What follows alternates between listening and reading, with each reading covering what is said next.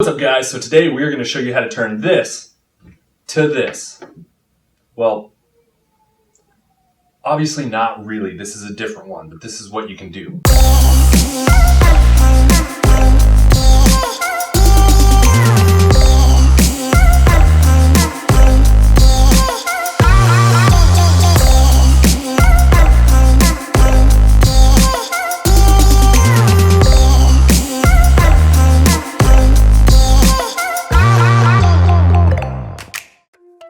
Alright, with that out of the way, so the first step to rebuilding your Mark III Supra power steering rack is to clean it up. That is if you want to. Whether you're just going to degrease and paint this thing, or you're going to go all out and media blast it and powder coat it like I did, do all of that before you ever disassemble anything or pull any boots or seals. It's going to keep all the dirt, or especially media, out of the rack, which is going to trash it. Step one to actually rebuilding this, once you get that done, is we got to pull these boots off so we can get to everything else. They've got spring clips on the outside, and they've got these bands on the inside that just come off with a Phillips. Once you get the boots off, you're going to expose the inner tie rods. These are a little bit tight to get off because the two surfaces are not that thick. I actually ended up taking a 1¼ wrench because it was a close enough fit and had to grind it down to thin it out a little bit just so I could get it in here on this tie rod. And then I was able to use a crescent on the other side that was fairly thin. So once you crack those guys loose, they're on there pretty tight. You can pull the inner tie rods off. So on the bottom here, there's this big hex nut. You can use either a crescent wrench, or if you actually have a metric wrench that'll fit it, it's a pretty large one. So this is going to be a 17mm nut. In order to loosen this, you're going to need a spline socket that's going to fit on the input shaft to your rack. Looking in the TSRM, there's a lot of specialty tools that they outline that you're going to need to do this. There's workarounds for a lot of those tools, but this is one of the few tools that you're going to need to get this job done. This one's made by Moore. I got it off eBay used. The part number and the size down in the description under the list of tools you'll need to get this done if you guys want to pick one up. So you're going to put that on the input shaft to keep this gear from turning. And then you're going to break that pinion nut loose. This rack, you're going to see this big Allen plug with a lock nut on it. So that's going to be the next thing you need to take off. So once you've cracked the lock nut, you're going to want to loosen that up. So here's another Toyota service tool hack for you. I didn't have a hex socket that was big enough for this bad boy, so it's actually the exact same size as the head of a 5/8 bolt. What I did was take a 5/8 bolt, put two nuts on it and lock those together so they're not going anywhere. That allows you to put a wrench on them. You can put that in there, break it loose. Now if I wasn't feeling lazy that day, I probably would have welded this to a socket so that I could just pop it on my breaker bar. But this is an easy way that you can just put a wrench on it. So once you've got that out, what's inside of here is actually a preload. So what this is actually a guide. It's got a little Teflon shoe in here, and that's actually what the piston cylinder rides on to keep it from contacting the housing. So next you're going to want to remove these two Allen cap screws that are right here. Then this entire housing is going to slide off of the pinion. And then you should be able to pull out the actual gear. You're going to want to twist slightly as you pull it out because it's a helical gear set. It should come out just like that. So here you can see all your Teflon seals. This is actually the directional valve and kind of the heart of your rack and pinion and what diverts fluid when you turn. So next thing is we need to get the actual piston rod out of here.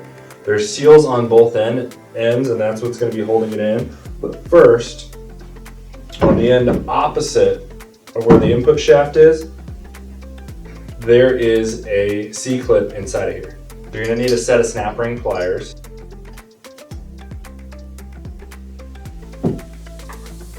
And gently release that bad boy. Hopefully it doesn't just snap and fly across the room on you. Once you get that C-clip out, there's going to be a stack of things that come off the piston rod in here. Other things sliding the piston, I usually do it. The first one is a spacer. So this guy is what centers the piston rod in the housing on this end of it. And the next is just a set of spacers that are in there. Now if you look down in there and shine a flashlight in here, you're actually going to be able to see the seal. This is consequently what went bad on my rack. The main thing that kills these things is dirt. Now whether it's dirt getting in your fluid and running itself through the rack and causing wear on all the seals and surfaces, one of the easiest things you can do to keep these things alive is check your boots every time you're under the car. My boot had a pretty decent tear in it that was in a hard spot to see. So dirt getting through that boot and onto the piston rod and getting drugged back and forth in and out of that seal is no doubt what killed it. So conveniently, a 3/8 extension is just the right size to fit down where your inner tie rod threads into the piston rod. So you can fit that into the middle of the threads, and then get on something hard and wrap this and use the weight of the housing to actually drive that out, and that'll drive your seal out. You can feel the whole housing move down when that seal goes.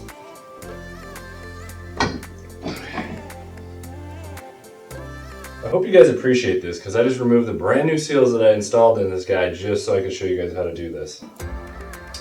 Also, I'm tired right now because it's about midnight because dad life, and that's the only time I get to sneak down here and make content for you guys.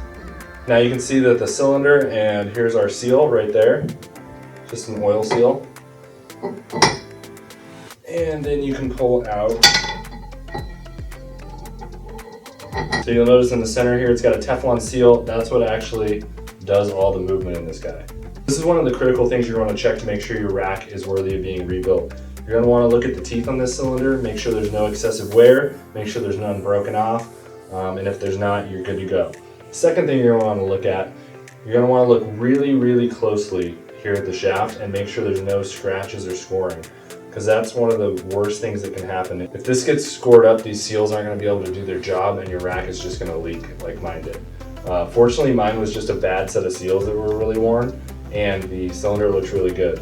If any of those things I mentioned is wrong with this, you're probably going to have to either turn yours in as a core and get a reman, or send it out for rebuilding to a place that has parts available and can replace this one with another used one for you. And so there's going to be another seal and a spacer identical to these ones that are on the outside, way down inside here. To get those ones out, you're going to want to take a socket that's about the same diameter as this, and a set of extensions. Put them in there and just tap it out. There's one other thing you're going to need that I think is critical to rebuilding one of these, and that is at least one glass of decent bourbon. You probably won't get through it without it. So the next thing we're going to look at is we're going to address this housing. So this being an 89 turbo rack, it is a progressive power steering car. So what that means is it has an electronic solenoid and an ECU. So the car at low speeds has maximum assist, so when you're like driving around a parking lot, your steering feels light. And then the faster the car goes, the ECU actually dials back the amount of power steering assist to give you a better road feel and a little heavier steering. So progressive power steering was an option in the post-89 cars. Most of the turbo cars had it. Some of the NAs did and some of them didn't. If you're in a pre-89 car or a car that did not have that option, your rebuild process is going to be the exact same as this. You're just not going to have the progressive power steering solenoid here.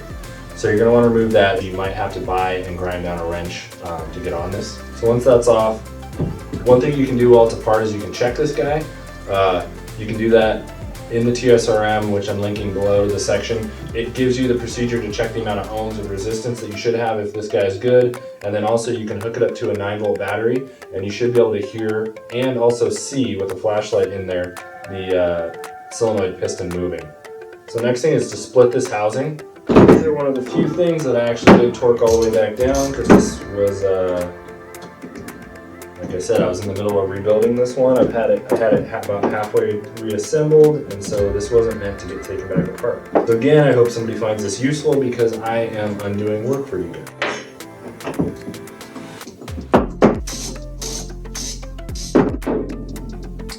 Okay, and so again, you don't actually have to take all of these things apart if you know which part of your rack is the issue. So for instance, on mine, if it would have been the outside seal that was leaking, which I believe it was, I could have stopped there, just removed that. But since I'm taking this thing apart, I want to go ahead and clean all the passages out, make sure it's perfectly clean, and I wanted to pretty everything up. This housing actually just it's got 3 O-rings around each one of these, and really all it is a series of passages for the directional link. Lastly, inside of the top of this housing, there is a bearing up in there. So that's the bearing that your steering input shaft rides in. And then on the back, the top side of that, there's a seal.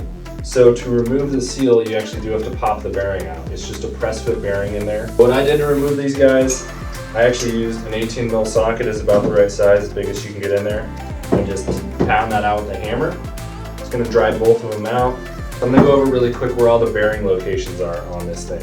So there's one bearing that we just removed from here. There's another bearing that rides on the preload side of the pinion and directional valve. And that sits right in here. It's also just sits in there. It comes out pretty easily. Why am I losing it, guys? Oh, seriously, what the fuck, guy? If I were a bearing, where would I go? What would I want to see? Here, bearing, bearing, bearing, bearing, bearing. Here, boy, where the fuck are you? Seriously, what the fuck, bro? I we're friends, man. We got him. Got it. So, third bearing, 3 bearings. I'm not pulling this one out for you guys, sorry. So that's for the top of the input shaft, big fat guy. For the bottom of the input shaft, there's the third one that goes right up here on the collar to support the center of it. So, these bearings, as far as I can tell, are not available anywhere. So I have no idea if the companies that rebuild them replace them or not. I should actually call them and ask. In any case, I went to a couple different industrial spots, Granger, a couple others that do industrial stuff, gave them the part numbers, and I could not find anything, which is crazy because this one's a Koyo, this one's an NSK, and I don't know what this one was. Oh, I can see it too. NSK. So 2 of the bearings are NSKs and one's a Koyo. So I thought I'd easily be able to cross-reference the part numbers. No dice. They had nothing in stock. Online, I really couldn't find anything for these. These bearings live their entire lives in an oil bath, in a nice clean housing, hopefully. So they should be good. They also don't take a lot of beating or abuse. I mean, they're just turning the steering wheel, so they're not like high-speed rotation like a wheel bearing with a lot of loading or anything. So you should be fine reusing them. I'll post the part numbers below in the description though, because if one of you guys is more resourceful than me, I would love for you to tell me where the heck I can get these for future reference. Now that you got all these out, you're gonna want to clean the inside of all of these. I recommend hitting them with a lot of carb cleaner, pressurized air, whatever you got. Just make sure it is spotless inside. Same thing with this. Clean out all the little passages you can, make sure it's spotless in there. And then with that, we're pretty much done with the disassembly, and we're gonna start putting this bad boy back together, putting new seals in. We'll get to that right after a word from our sponsors. So this video is sponsored by BoostRodeo. If you guys enjoy the channel and you like the content that we're putting out and you want to help support us and make even more awesome stuff in the future, please go check out the link in our description to our store. Go grab some awesome gear, and seriously, we appreciate it more than you could ever know, and it really does help us and the channel out. Thanks guys, back to it. So now that we got this thing completely disassembled, this is where I would go through and paint or powder coat this thing. Here's some shots of mine at the various stages. I went ahead and I did a gloss black on this half of the cylinder. On the aluminum section, I left it bead blasted and I applied a matte clear coat, a powder coat. I did the exact same thing on this section of the housing. Then for the other pieces that you might notice are gold, these originally had a cadmium plating on them. What I did was, it was in pretty bad shape, so I stripped them down with phosphoric acid. So I actually re-zinc plated these myself, and then I added a yellow chromate to it to replicate the original iridescent kind of gold color that the cadmium had. Kind of went all out on this just to have fun with it and do something different, but you're never going to see this thing, so probably way overkill. Next up is we need to replace all the Teflon rings on this bad boy. So they're not like an O-ring when you go to remove them. So what you're going to need is you're going to need a set of picks. So you're going to want to push on the seal starting at one side all the way around to push all the slack you can to one side. It should give you enough space so you can get a pick under there, and then you're going to just want to slowly work your way around and get it out of its groove. I mean, you're going to be replacing them anyways, so you could just rip these guys out, but as I said before, the Toyota parts kit is already discontinued, so if Gates and everyone else chooses to do that, I would prefer to have some old seals because these seals really don't look bad. So on these two inner ones, we'll go ahead and just remove both right off the bat. Not with the smaller ones here. There's a little bit of a trick to those that you want to pay attention to. So those are both off.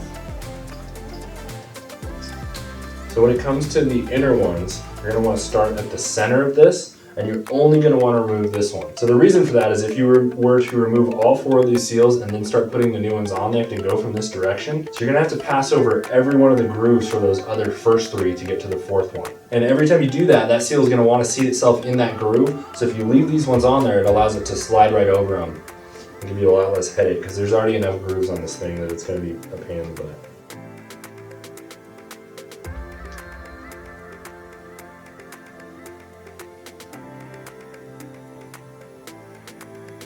There we go. That one's finally off. You can see it was a lot of work just to get that first guy off of there. So Teflon seals, while they sit in a groove like an O-ring, they're much more like a seal. They're actually very hard and rigid, and they don't have a lot of give, so if you work them too much, you can actually tear them. The TSRM does have a special tool for this. It's an expansion tool that you can slide them on to gradually expand them. Then you put them on the grooves, and then you put that tool over them to actually kind of crimp them and get them to shrink back down to size. There's some homegrown tools that you can use for this. If you just cut up an old container, like this was an old yogurt container, and you tape it so that it's at a little bit of an angle, that it's rolled this way, you can actually use that to expand the Teflon rings, get them into their location and slide them off, and then you can flip it around and slide it on and use that to shrink them back down. Now, some other things that help is I have had my new seals soaking in some ATF for a while. So what that does is it makes them a little more pliable, and it just kind of impregnates them with that ATF. So another little backyard secret that you can do to ensure that these don't rip is the warmer you get the Teflon, the more pliable it becomes. So I have a pot of boiling water here. I'm gonna actually put the Teflon seal in it and just let it sit in there for a minute. And what that's gonna do is heat it up, and it'll make it a lot softer. So it's gonna have a lot more give when I go to expand it. So you're gonna put the Teflon seal over your expander. Then you're gonna wanna put your expander up over the directional valve to the point where you want that to go. Then you're just going to slowly work that Teflon all the way up the expander until you get to the end, and you can slip it right in the groove. Okay, so we've got it all the way up to the top.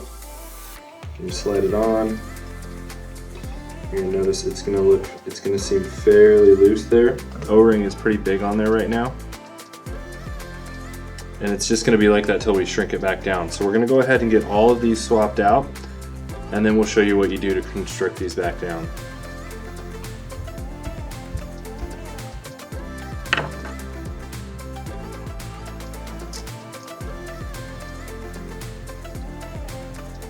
Honestly, having the tools for this piece makes life a lot easier, but they're kind of hard to find and expensive if you buy them new, so for as often as I go through this headache, I'll deal with it. So once you get them all on there, you're going to notice that they're really loose. They don't sit down in the grooves. We're going to show you how to address that in just a minute, but first we're going to go ahead and get these bigger 2 Teflon rings installed. So for that, you're going to have to reset your tape and everything and basically build a new expansion die.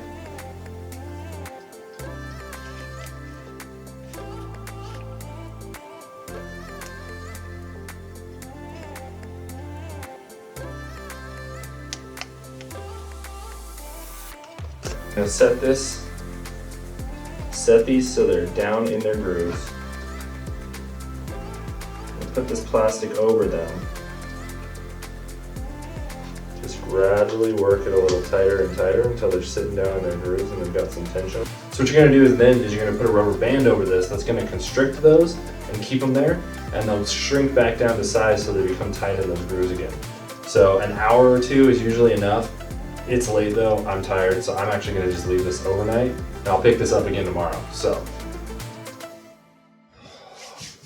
alright, so it's been overnight. So before I went to work this morning, I actually came down here and I put a chunk of plastic over the smaller set too, so they should be good to go as well. So when you pull that back off, what you should find. Alright, so we're actually on take 3 of this. I told you guys we were doing this the cheap way without the proper tools. Does not mean it's the easy way. If you overexpand any of these seals, it can be really, really tough to get them to compress back to size. So I'm actually on my third round of putting my plastic tube around there to compress them. I did the first round with just rubber bands on there. That shrunk it a little bit, but it was kind of wobbling around. And that's because those seals sit down in a groove. So if you expand them just enough, they'll kind of pop back into that groove. And when you go to compress them, they'll fit right down in the groove and they won't have anywhere to go. If you expand those things too big to where they want to sit up out of the groove, when you start trying to compress them, they can walk all over the place. And they just don't want to go back in there. So you can end up actually rolling the seal over, kind of disforming it. I had some issues with that, so I actually ended up having to soak them in power steering fluid pretty good because that helps get them a little more pliable again. And then I had to put some loose rubber bands on it just to lightly compress them. Come back a few hours later, tighten it down, come back a few hours later, tighten it down. And then for my final one, I actually wrapped it in electrical tape because that gives a lot more consistent pressure down the length of that. And then it also gives more pressure when you really stretch that tape. So we should be good to go now. So we're finally ready to reassemble this thing.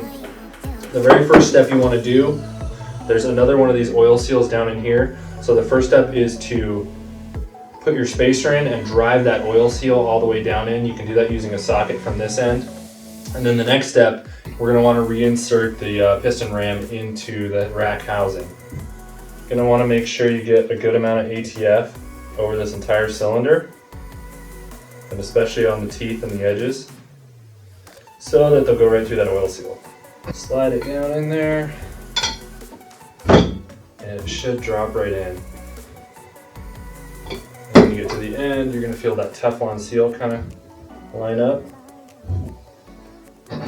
So at this point, there's actually a test you can do. If you want to hook up like a brake bleeder to these, the TSRM tells you to hook up a teed line to both of these and apply about 15 inches of vacuum to it. If there's no change and it holds vacuum, that means both your end seals are holding, and then you can apply vacuum to one side, and if that will hold 15 inches of vacuum without change, that tells you your Teflon seal in the middle is holding.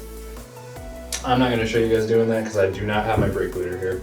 On the outside of this seal, what you're going to have is you've got thin spacer, goes on, then you've got this big hourglass spacer, and then finally you've got the rack end. And when you're putting this back together, there's a couple parts where you want to put grease on. These are one of them. So all three of these are going to get greased on the inside. You're going to want to use a lithium moly grease. My favorite is Aeroshell 33MS. I use this grease for a ton of stuff around cars, building AR-15s. It's super high quality, full synthetic grease, full mil spec, and corrosion resistant, so it's awesome stuff. Once you get all those tapped back in, we're going to be able to put that snap ring back in. See if we can do this a second time without sending this thing across the room.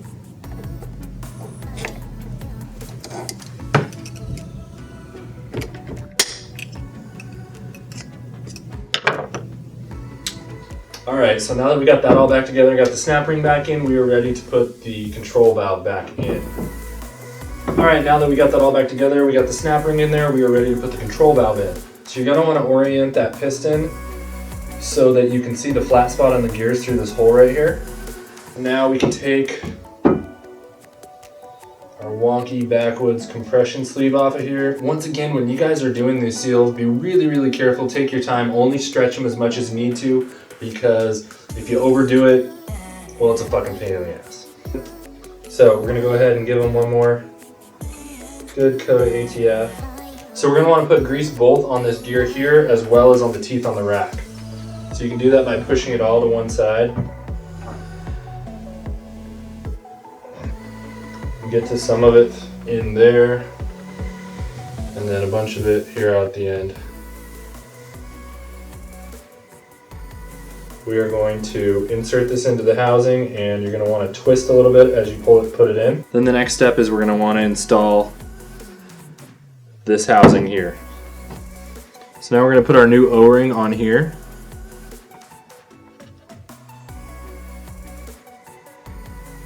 These seals should still be coated in ATF, but you can put a little more on, put a little bit in the housing as well.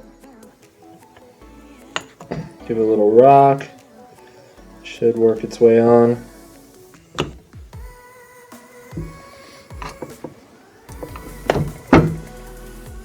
Alright, now it's time to put these two guys in. I'm going to put a tiny bit of Loctite on them.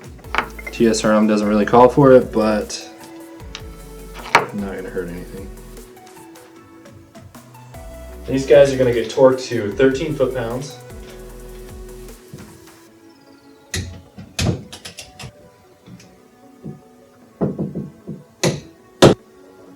So in the TSRM, it actually tells you to put this section of the housing on before that. But I think it's a little bit easier to torque it to spec. You've got all this together and you can set everything down flat. So to do that, you've got these 3 O-rings.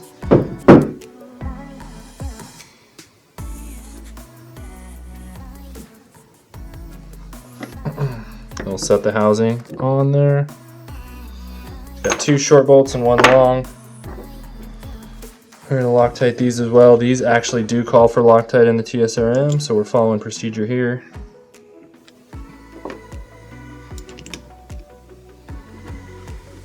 These are going to get torqued to the same 13 foot-pounds.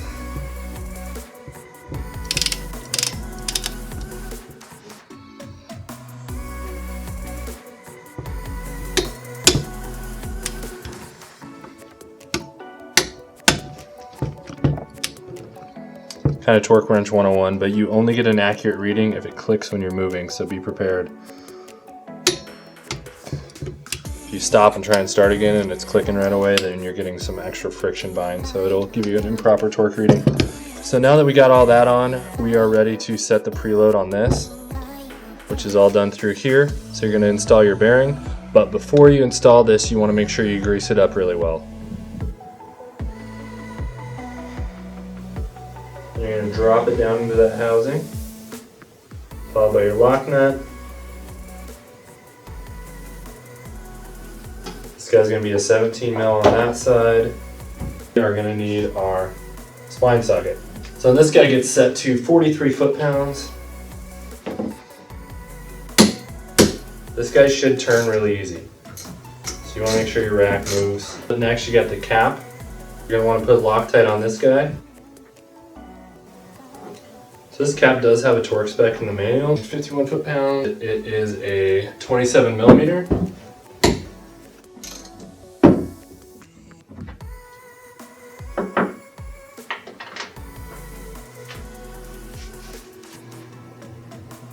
Fuck. So I just had to disassemble this whole thing again, and I get to put it all back together because I put the wrong washer in here and I put it in the wrong place. So there's this fat machine washer. It goes on the end of this shaft before anything goes back together, and so it preloads against the bearing. Make sure you guys put that in there because this sucks. Alright, let's do this again.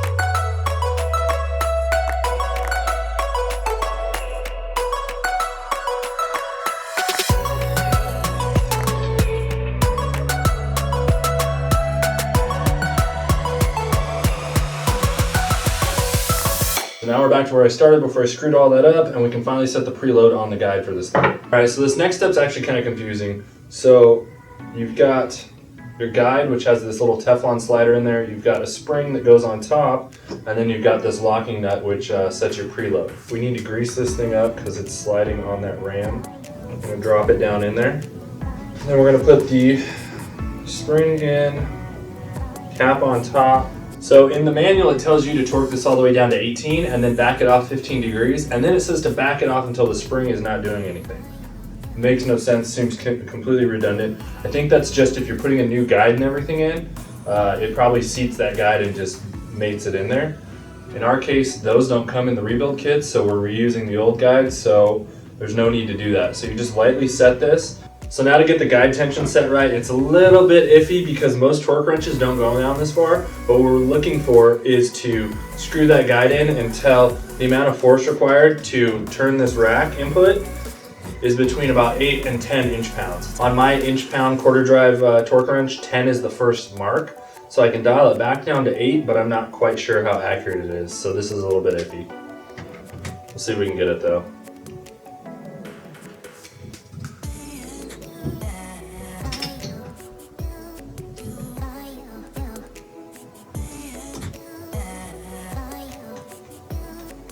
So right there, I can get it to click on 8. Go up to 10.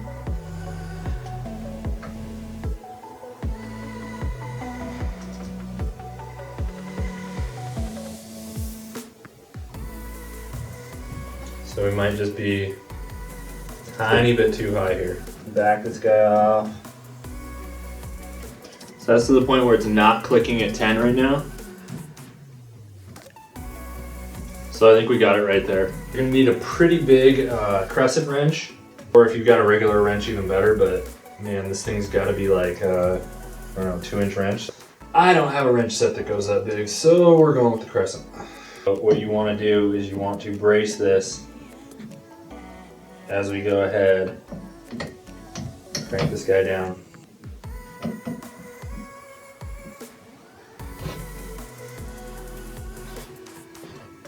At this point, we're done with the insides of the rack, so we're ready to put the inner tie rods in.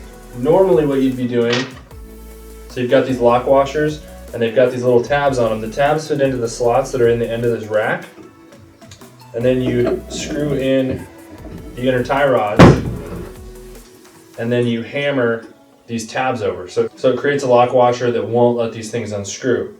So the Mark III is known for having absolutely horrible steering angle. The turning radius really sucks. You just don't have that much angle on the rack when it's at full lock. So what I'm actually doing is putting a set of rack spacers in here.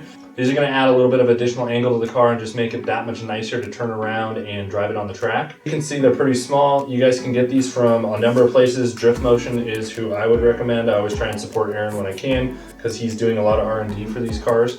These I actually made myself out of a bar of aluminum. The one downside to rack spacers is typically you lose the ability to use this lock washer because you don't really have anything to put it in. So what I've done is actually ground some slots into mine so that these lock washers, the little tabs, will still fit inside of these, and I'm able to still hammer them over the tie rod ends. Now on the other end, you don't really have anything locking this against the rack, but being aluminum and having those sharp grooves machined into it, it's gonna give it a lot of bite. So when you crank these things down, I really, really don't think they're going anywhere.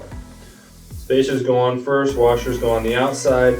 I'm also gonna put a little bit of Loctite on these, using red, which is a permanent, because you really don't want these guys coming undone. Makes for a real bad day. They should thread in pretty easy. So on the inner ball joint side, a 1 1/4 wrench fits on there pretty well. A little bit sloppy, but they've got some really wide teeth, so it's good. On the other side, I actually don't know what size it is. I couldn't find any of my metrics that fit, which was strange. But it's actually a little bit smaller than a 7/8 wrench. So what I did was take a 7/8 wrench and heat it up, give it a few whacks, and just close the jaws a little bit, and then file them so they're square again. So I essentially made my own custom wrench. That's just for doing these power steering racks now. There's a torque spec on these, it's 68 foot-pounds, but I don't have a box-in wrench adapter to adapt this onto my torque wrench to torque those, so I'm just gonna give them a few good ugga-duggas here. Having that aluminum in there will kind of act as a crush washer as well, and provide a little bit of give. So now you're kind of your last step here. So you want to take and just pound this washer over. Last step is you want to put your boots on. So you do the other side just the same, and just like that, the rack's all back together and looking pretty. I went a little above and beyond doing the powder coat and replating all these, but I just kind of wanted to play with it. So as I said in the beginning, I've showed you how to rebuild your rack should you choose to do it. However, if this is not something that you want to tackle on your own and you just say, I can't handle that, or I just don't want to deal with it, there's a lot of options out there for remans, but some of the ones I've seen have been really, really bad. The reason that I decided to rebuild my rack myself was because I went through 3 different remanufactured racks that I sent back because the build quality was just horrendous and I was not about to run those.